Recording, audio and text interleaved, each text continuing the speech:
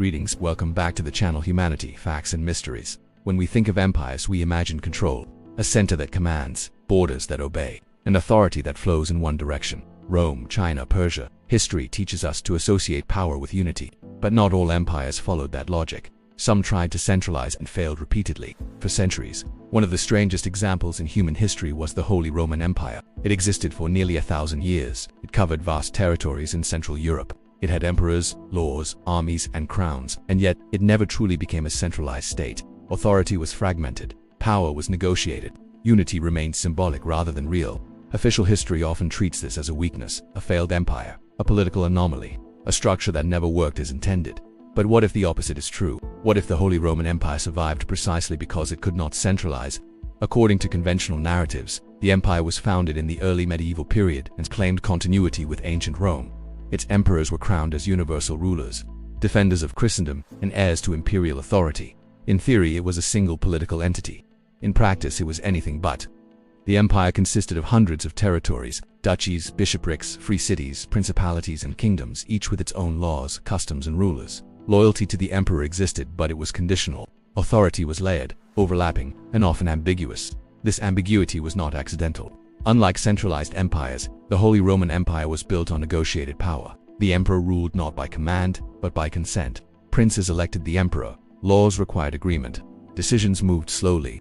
Conflict was resolved through councils rather than decrees. This made the empire inefficient, but it also made it durable. Centralization was attempted many times. Emperors sought to impose stronger authority, create standing institutions, and reduce the autonomy of regional powers. Each attempt met resistance. Not rebellion in the modern sense, but legal obstruction, political bargaining, and institutional paralysis. Power could not flow in a straight line. It had to move through layers. Religion added another complication. The emperor was not the highest authority in Christendom. The church existed as a parallel power structure. Popes and bishops held land, armies, and influence. Spiritual authority could block political command. Conflicts between emperor and pope weakened any attempt at full control. Yet the empire did not collapse, it adapted. Local rulers governed daily life, cities managed trade and law. The emperor acted as arbiter rather than administrator. The system functioned not through enforcement, but through balance. No single actor could dominate the whole. This prevented rapid reform. It also prevented rapid collapse. When external threats appeared, coordination was difficult. Armies were slow to assemble. Responses were fragmented. But when crises passed, the structure absorbed the shock. There was no single center whose fall could destroy everything. The empire became less a state and more a framework, a space where authority existed, but rarely absolute, where power was real, but never total, where unity was claimed, but diversity was preserved. Modern historians often judge this system by modern standards. They see inefficiency, confusion, and weakness, but those judgments assume that centralization is the goal of all political development. The Holy Roman Empire suggests another possibility, that centralization is not inevitable, and that fragmentation can be a form of stability. The question is not why the empire failed to become centralized. The real question is why it survived for so long without becoming one. Every attempt to reform the Holy Roman Empire revealed the same paradox. The very mechanisms that prevented collapse also prevented transformation. Efforts to strengthen central authority did not fail because they were poorly designed, but because the system itself resisted concentration of power. Reforms introduced new layers instead of replacing old ones. Institutions multiplied, courts expanded. The laws became more complex. Authority did not become clearer, it became slower. Decisions require consensus among actors whose interests rarely aligned. What looked like paralysis was, in fact, equilibrium. The empire functioned through mutual limitation. Princes limited the emperor. Cities limited princes. The church limited all of them. No one could move fast enough to dominate the rest. This made the system deeply conservative, but also remarkably resilient. Even during periods of intense conflict, such as religious wars or succession crises, the empire rarely disintegrated completely. Violence flared, alliances shifted, borders changed, but the framework endured.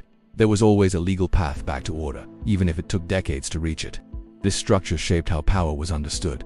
Authority was not absolute. It was conditional, negotiated, and reversible. Loyalty was not blind. It was contractual. Rights mattered as much as commands. Law often mattered more than force. In this sense, the Holy Roman Empire was not medieval chaos. It was an early experiment in distributed power. But the world around it was changing. As neighboring states centralized, they gained advantages in speed, taxation, and military coordination. France, Spain, and later nation-states could mobilize resources faster, impose uniform policies, and project power outward with greater efficiency. Centralization became competitive. The Holy Roman Empire could not adapt without destroying the balance that kept it alive. Modern warfare demanded standing armies. Standing armies demanded centralized taxation. Centralized taxation demanded authority that the empire could not create without breaking itself. Each step toward modernization weakened the very structure that had sustained it. When external pressures intensified and internal reform stalled, the system reached its limit, not through collapse and battle, but through obsolescence. The empire was not conquered, it was dissolved. Yet calling this an end misses the deeper impact. The empire did not vanish without a trace. Its ideas survived. Federalism, layered authority, legal pluralism, the concept that power can be divided rather than unified. These principles shaped later political systems far beyond its borders. What the Holy Roman Empire failed to become as an empire, it succeeded in becoming as a model. It demonstrated that centralization is not the only path to stability, that unity does not always require uniformity, and that power can persist for centuries without ever becoming absolute. The empire did not lose because it was weak, it lost because the world chose speed over balance. History often celebrates those who impose order quickly. It rarely remembers those who maintained it slowly. The Holy Roman Empire belongs to the second category, an empire that could not centralize, and in doing so revealed the limits of centralized power itself. History still holds many secrets, and this was only one of them. Which other empires should we investigate next? Write your thoughts in the comments. Stay with humanity, facts and mysteries, because the past is never as distant as it seems once you learn how to read what remains.